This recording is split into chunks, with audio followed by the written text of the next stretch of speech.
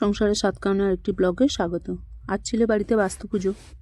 এই যে সকালবেলা হচ্ছে এই পুজোটা, আর বিকালের দিকে এই রকম একটা আলপনা আঁকা হয়। এটা এখানকার বাড়ির নিয়ম, আমার বাপের বাড়িতে এই নিয়মটা নেই।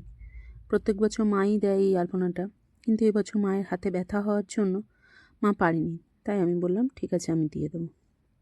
এই বছর প্রথম।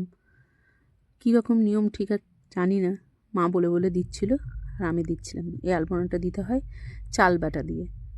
5টা ঘর এঁকে তার মধ্যে কি নুন হলুদ এগুলো সব দিয়ে করতে হয়।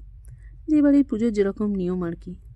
আমাদের বাড়িতে তো পৌষ সংক্রান্তির দিন লক্ষ্মী পুজো হয়, গোটা বাড়িতে আলপনা দেওয়া হয়, এরকম নিয়ম এখানকার বাড়িতে এই নিয়মটা।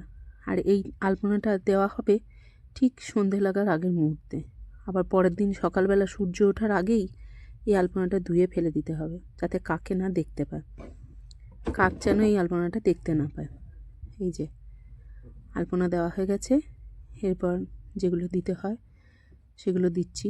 এর মধ্যে দিতে হয় কিছুটা হলুদ, কিছুটা সর্ষে, একটা করে শুকনো লঙ্কা, একটু কালো জিরে, একটু হলুদ, এগুলো দিতে হয় 4টে ঘরে।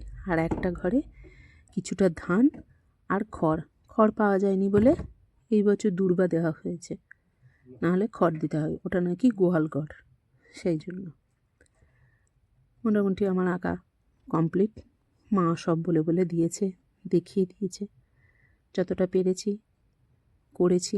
যদি কোথাও ভুলভ্রান্তি হয়ে থাকে আশা করি মা নিশ্চয়ই ক্ষমা করে দেবেন। সবার মঙ্গল করুন মা, তার সঙ্গে আমাদেরও করুন।